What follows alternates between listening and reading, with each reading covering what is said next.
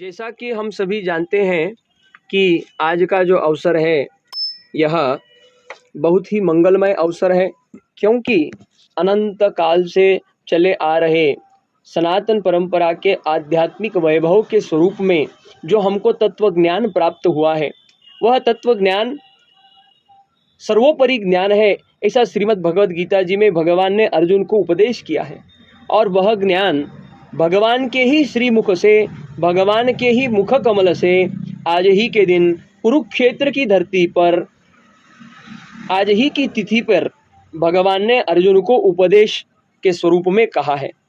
यह वार्ता मात्र कुछ ही मिनटों की थी, जो हमको 700 श्लोकों में परिपूर्ण दिखती है, ज्ञात पड़ती है। और इस श्रीमद् भगवद गीता जी के प्राकट्य का आज का यह मंगलमय दिवस और तिथि होने के कारण यह दिवस अतिशय महत्वपूर्ण है। हमारे परम पूज्य स्वामी जी महाराज ये बार बार कहते हैं कि जो अवघड़ वेद हैं, जो कठिन वेद हैं, उनका सरल सुबक और सिंपल एक्सप्लेनेशन और स्वरूप कोई है तो वह श्रीमद् भगवद गीता जी है। और सरल सुबक श्रीमद् भगवद गीता जी को अगर हमको डिफ़िकल्ट बनाना है, अवघड़ बनाना है, उसको मुश्किल बनाना है, या उसको कॉम्प्लेक्स शब्दों में उसको प्रस्तुत करना है, तो वेदों की व्याख्या। इसलिए भगवान की अनंत कृपा के फल स्वरूप ही श्रीमद् भगवद गीता जी का यह ज्ञान भगवान और अर्जुन इनके माध्यम से आज हम आप सभी तक इतने हजारों वर्ष पश्चात भी सुलभतापूर्ण प्राप्त है। और अनेक महात्माओं, संतों, आचार्यों और संत श्रेष्ठों के माध्यम से उसकी टीका टिप्पणी व अर्थ के कारण हमारे लिए उसको जीवन में उतारना और भी सुलभ है। श्रीमद् भगवद गीता जी को अगर हम एक वाक्य में आज की भाषा शैली में समझने का प्रयत्न करें तो multiple problems and one solution for all problems, इस प्रकार की व्याख्या यह अतिशयोक्ति नहीं होगी।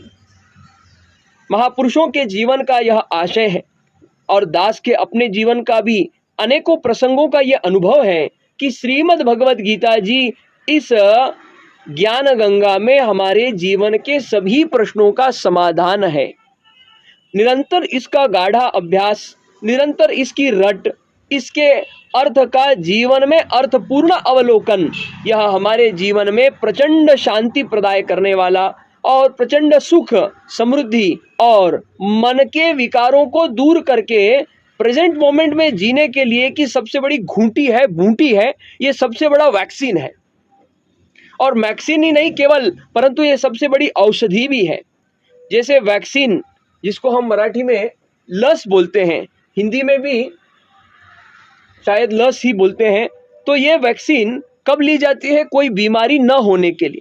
अब जगत में बीमारी क्या है? बोले माया का उपयोग, यह तो यथार्थ है, परंतु माया का उपभोग ही बीमारी है।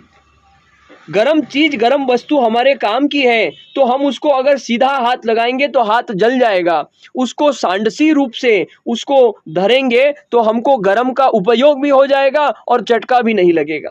और ये जो सांडसी है वो क्या है? तो ये विवेक है, और विवेक हमको सत्संग से प्राप्त होता है। और श्रीमद् भगवद गीता जी जैसा अखंड सत्संग और कहाँ है? सब प्रकार के ज्ञान की, सब प्रकार के भक्ति की, सब प्रकार के कर्मयोग की बात हमको इस श्रीमद् भगवद गीता जी में मिलती है। हमारे यहाँ ऐसी परंपरा नहीं है कि अमुक वस्तु इस प्रकार से करनी ही चाहिए अन्यथा अनर्थ हो जाएगा, ऐसा कुछ नहीं है। हमारे यहाँ पर साधक की जो चेष्टा करने की जो उसकी जो भावना है, उसका भी विचार किया गया है। हर साधक कर्मयोगी नहीं हो सकता, हर साधक भक्ति मार्ग में नहीं लग सकता, हर साधक ज्ञान योगी नहीं बन सकता।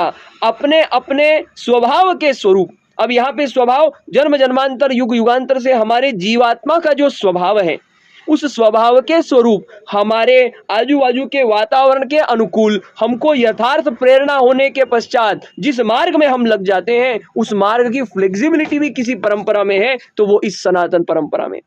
ऑलवेज लीड टू गॉड, यह व्याख्या कहीं पर सिद्ध होती है तो मात्र इसी परंपरा में सिद्ध होती है, और यही हमारे अतिशय सहिष्णुता का प्रचंड महत्व कारण है।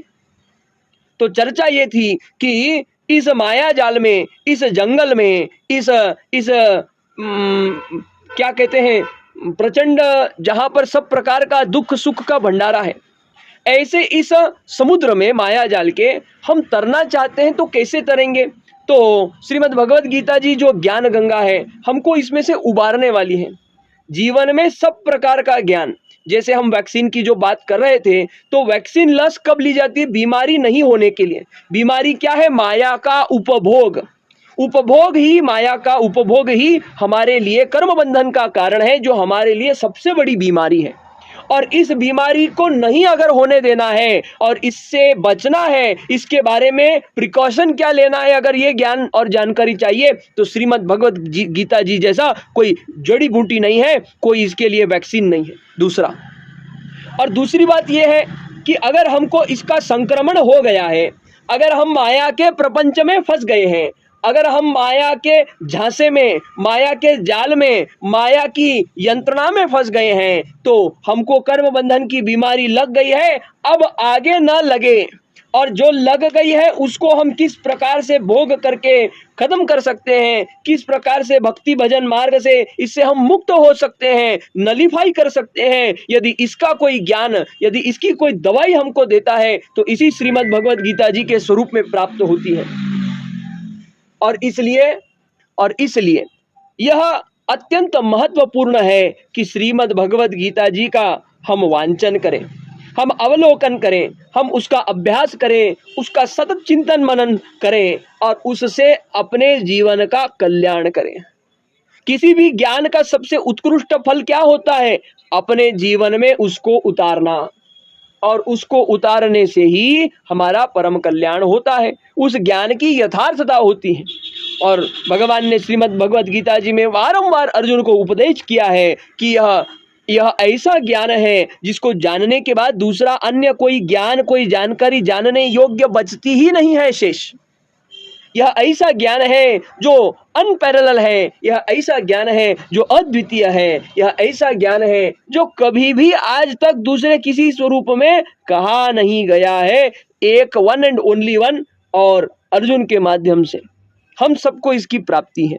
और आज के तनाव के जीवन में, कॉम्पिटिशन के जीवन में, खेचातानी की और चढा ओढीच्या या जीवनामध्ये सगळ्यात ज्यादा महत्वाची is always peace of mind. मन की शांति का अभाव है, जिससे सब प्रकार के मेंटल फिजिकल इलनेसेस का उगम है। If your mind is healthy, your body will be healthy. अब ये where is the mind? Never mind. अब ये माइंड की व्याख्या, ये मन की व्याख्या, ये चेतन तत्व की व्याख्या, इन सब व्याख्याओं का कहीं पर अगर हमको कहीं पर रेफरेंस मिलता है, कहीं पर उसके बारे में जानकारी एक जगह पर मिलती है, तो वह श्रीमद् भगवद गीता जी। और इसलिए इस अवसर पर इस गीता का, श्रीमद् भगवद गीता जी के ज्ञान गंगा में हम सब लोगों ने डुबकी लगानी चाहिए और अपने जीवन को यथार्थ और कल्याणकारी बनाना चाहिए, ऐसा कहना है। अरे जिसको जो प्रेरणा चाहिए, सद प्रेरणा, वो उसको इस ग्रंथ में से मिलती है। अर्जुन जैसे महानुभाव को अपने कर्तव्य कर्म करने की प्रेरणा मिली है, रणांगण में युद्ध करने की प्रेरणा मिली है। मोह माया से वह उठ करके युद्ध करके धर्म के लिए कार्य करता है और अपने जीवन का कल्याण करता है। भक्तों को भक्ति का मार्ग इसमें से मिलता है, ज्ञानियों को, सांख्य योगियों को उस प्रकार का ज्ञान योग का, सांख्य योग का मार्ग मिलता है। यह इस प्रकार की गंगा है ज्ञान की, जिसको जिस प्रकार का उसको उपदेश चाहिए होता है, उसकी मन स्थिति होती है, उसको वो मिल जाता है और परम कल्याण इससे हो जाता है। यह आज तक का विशेष अनुभव है। इस प्रकार से आज के इस अवसर पर हम सभी इस ज्ञान का अवलोकन करें और अपने जीवन को यथार्थ करें, यही प्रार्थना है। भगवान सबको सद्बुद्धि दे, सबका अनंत मंगल करे, यही प्रार्थना है। फिर एक बार सभी को श्रीमद् भगवद गीता जी के इस प्राकट्य उत्सव की, भगवद गीता जी के प्राकट्य उत्सव की अनेक अनेक बधाइयाँ, विशेष नमस्कार। भगवान को फिर एक बार वारंवार वंदन। जय जय सीताराम, जय श्री कृष्ण।